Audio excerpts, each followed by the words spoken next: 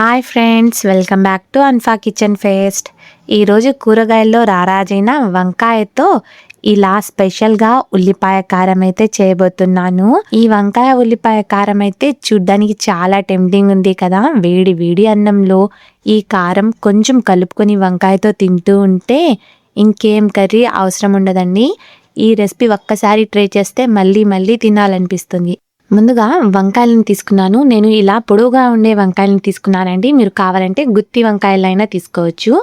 మరియు మా సైడ్ అయితే తెల్ల వంకాయలు అయితే దొరుకుతాయండి. నార్మల్ వంకాయల కన్నా ఈ వంకాయలు ఇంకొంచెం టేస్ట్గా ఉంటాయని నేను ఈ రెసిపీ కోసం ఈ వంకాయలే తీసుకున్నాను. వీటిని శుభ్రంగా కడిగి నీళ్ళలో వేసుకోవాలి. ఒక మిక్సర్ జార్లో 2 ఉల్లిపాయలని ఈ విధంగా కట్ చేసి వేసుకోండి. ఇందులోనే 1 స్పూన్ జీలకర్ర, పొట్టు తీసుకున్న 4 వెల్లుల్లిని కూడా వేసుకోవాలి. ఇందులో 1 స్పూన్ సాల్ట్ లేదా మీ రుచికి సరిపడా సాల్ట్, 2 స్పూన్స్ వరకు కారాన్ని కూడా వేసుకోవాలి. ఇందులోనే 1/2 స్పూన్ పసుపుని వేసుకొని నీళ్ళేం వేయకుండా మెత్తగా గ్రైండ్ చేసుకోండి. ఈ విధంగా మెత్తగా గ్రైండ్ చేసుకోండి. స్టఫ్ కోసం నీళ్ళు అస్సలు వేయకూడదండి. ఈ వంకాయలలో 1 స్పూన్ సాల్ట్ వేసుకొని బాగా కలుపుకోవాలి.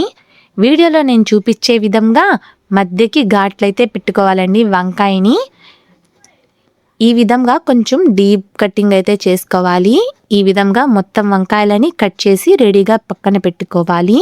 తయారు చేసుకున్న ఉల్లిపాయ కారాన్ని ఇలా వంకాయల్లో మొత్తం వచ్చేలాగా ఈ విధంగా స్టఫ్ చేసుకోవాలి.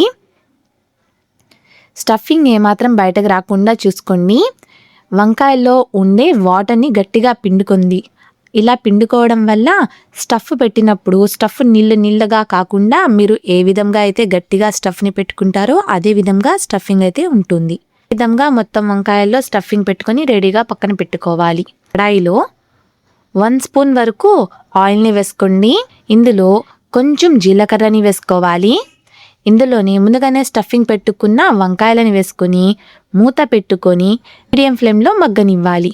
ఒకసారి చెక్ చేసుకోండి వంకాయలు కుక్ అయిందో లేదో. ఇదే విధంగా మధ్య మధ్యలో చూసుకుంటూ వంకాయలని మెత్తగా ఉడికేంత వరకు ఫ్రై చేసుకోవాలి. వంకాయలు ఈ విధంగా ఫ్రై అయిన తర్వాత వంకాయలలో పెట్టగా ఇంకా మిగిలి ఉంటుంది కదండి ఉల్లిపాయ కారం. ఈ కారాన్ని వేసుకొని స్లోగా వంకాయలకు మొత్తం పట్టించాలి. స్లోగా తిప్పుకోండి, ఎందుకంటే వంకాయలు ఇప్పటికే సాఫ్ట్గా అయి ఉంటాయి. అందుకని చెప్పేసి ఈ విధంగా స్లోగా కలుపుకుంటూ ఫ్రై చేసుకోవాలి. 2 to 3 మినిట్స్ పాటు మూత పెట్టుకొని ఈ స్టఫ్ వంకాయల్లో బాగా అబ్జర్వ్ అయ్యేంత వరకు పెట్టుకోవాలి.